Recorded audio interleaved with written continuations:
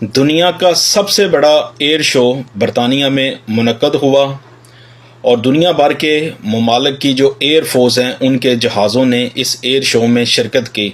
الحمدللہ پاکستانیوں، ہمارے لیے یہ بڑی فخر کی بات ہے کہ ہماری پاکستان ایئر فورس کے 3 جہازوں نے اس ایئر شو میں شرکت کی ہے اور اپنی پرفارمنس دی ہے،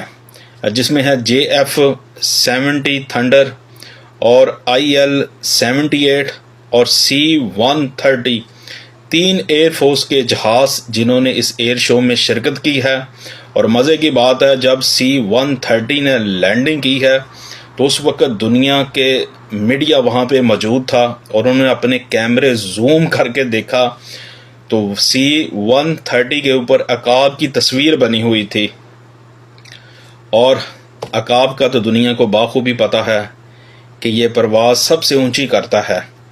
اور مزے کی بات ایک اور بھی ہے، اور جڑے ساڈے گوانڈی ہمسائے بھارت جن کو ہمیشہ ہم سے جلن رہتی ہے،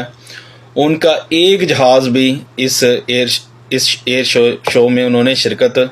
نہیں کی۔ تو الحمدللہ ہمیں اپنی ایئر فورس پر مکمل اعتماد اور بھروسہ ہے، اور پاکستان دنیا میں اپنا لوہا منوا رہا ہے۔ ایک اور بھی بڑی بریکنگ نیوز یہ ہے کہ 5 سال بعد جو ہے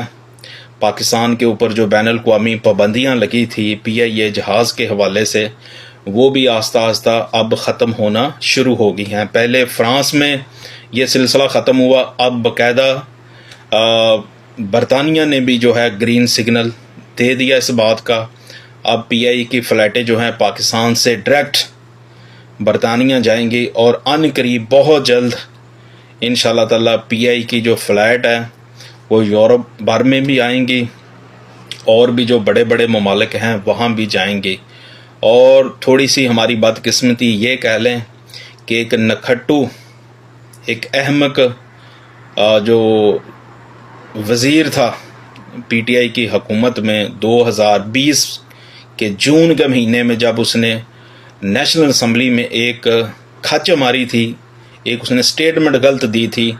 کہ پاکستان کے جو پائلٹ ہیں ان میں زیادہ تر کے لائسنس جعلی ہیں، جس بنیاد پر اس خبر کو ہائی لائٹ کیا گیا، دنیا الرٹ ہوئی اور انہوں نے جو ہے PI کے جہازوں پر پابندی لگا دی تھی۔ اب الحمدللہ پاکستان اپنا لوہا منوا رہا ہے، اور اس کا رزلٹ بھی گزشتہ دنوں بھارت کے ساتھ جب جنگ ہوئی تھی تو بھارت کے پھر 6 جنگی جہاز گرائے تھے۔ اب آہستہ آہستہ بھارت کی جتنی بھی فورس کے بڑے بڑے افسران ہیں